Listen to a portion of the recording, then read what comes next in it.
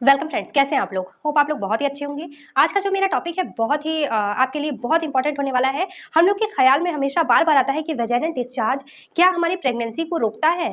क्या ऐसा होता है कि हम लोग प्रेग्नेंट हो जाएँ और लास्ट मोमेंट पे बहुत ज़्यादा डिस्चार्ज हो जाए और हमारी प्रेगनेंसी कैंसल हो जाए?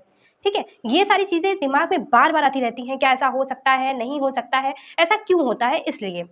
कभी-कभी हम लोग रिलेशन में आते हैं और हम लोग को लगता है कि हाँ, अब एकदम फिट है, इस बार डिस्चार्ज नहीं हुआ है, हम लोग प्रेग्नेंट हैं। उसके 2 दिन बाद बहुत ज़्यादा डिस्चार्ज हो जाता है और हमारी प्रेगनेंसी कैंसल हो जाती है। तो ये सारी चीज़ें होती क्यों हैं और कैसे होती हैं? और कौन-सी कलर का डिस्चार्ज होता है तब प्रेगनेंसी कैंसल होती है, अदरवाइज़ नहीं। तो ये सारी चीज़ें जो दिमाग में है ना, उनके बारे में आज हम लोग डीपली नॉलेज लेंगे, डीपली बात करेंगे कि कैसे ये सारी चीज़ें सही हो सकती हैं और इनको हम लोग कैसे रोक सकते हैं होने से।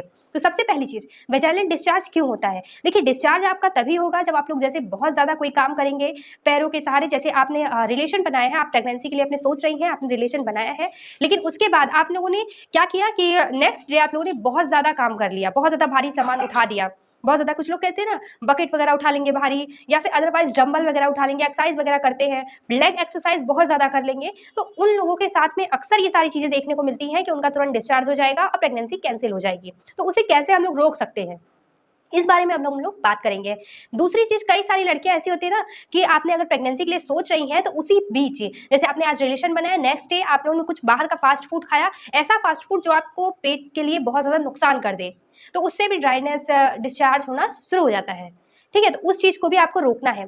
हाँ, नेक्स्ट आप लोग रिलेशन के बाद जस्ट, लोग बहुत सारे होते हैं ना कि डे में अगर रिलेशन में आ रहे हैं, प्रेगनेंसी का सोच रहे हैं, रिलेशन में भी आ रहे हैं और बाद में उसके उठ के तुरंत काम करने लगना है, तो ऐसा नहीं है। अगर आप प्रेगनेंसी का सोच के रिलेशन में आ रहे हैं, तो प्लीज़ तुरंत मत उठिए। आप कम से कम अपने आप को 5 मिनट का रेस्ट दें बेड पे, उसके बाद ही उठें। तुरंत उठ के जाने से भी प्रॉब्लम होता है। नेक्स्ट, आप लोग को बाथरूम नहीं जाना है तुरंत। आप लोग कम से कम कोशिश कीजिए कि बार-बार, जैसे बहुत लोग होते हैं ना कि आपने रिलेशन बनाया, उसके जस्ट बाद आपने वॉशरूम चले गए। तो आपको जस्ट बाद वॉशरूम नहीं जाना है, आप थोड़ा टाइम लेटे रहिए, उसके बाद कम से कम घंटे 2 घंटे बाद वॉशरूम जाइए, तो ये आपके लिए अच्छा होगा। नेक्स्ट, हम लोग कई बार सोचते हैं ना कि अच्छा, उस टाइम पे कोशिश करें कि हम लोग क्लीन रह सकें, एकदम क्लीन हो, एकदम नहा लें, ऐसे कर लें, वैसे कर लें, तो ये सारी चीज़ें करने लगते हैं, ठीक है? अब आप लोगों ने मतलब रिलेशन बनाया, उसके बाद आप तुरंत नहाने चले गए या फिर तुरंत वॉशरूम चले गए क्लीन करने के लिए, तो ये सारी चीज़ें भी आपको दिक्कत करेंगी प्रेगनेंसी होने के लिए। नेक्स्ट जो है, वो है कि आपको कोशिश कीजिए कि जब भी आप प्रेगनेंसी कंसीव करने का सोच रही हैं, उस समय रिलेशन के ठीक बाद आपको प्लीज़ खाँसी ना आए।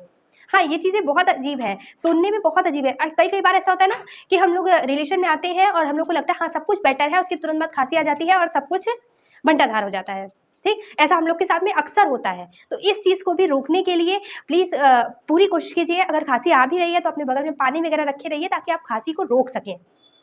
अदरवाइज़ अदरक वगैरह कुछ भी ऐसा चीज़ रखें जिससे आपको खाँसी उस वक़्त प्लीज़ ना आए, तो बेहतर है।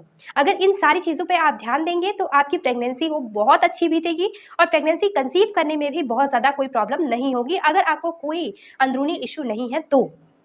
ठीक? तो नॉर्मली अगर कुछ भी आपको पूछना है तो मेरे चैनल पे आप आके पूछ सकते हैं मुझसे। कोई भी पर्सनल बात करनी है तो मेरी इंस्टा आईडी है आपके पास, आप इंस्टा आईडी पे मेरे मैसेज करके मुझे पर्सनली बात कर सकते हैं।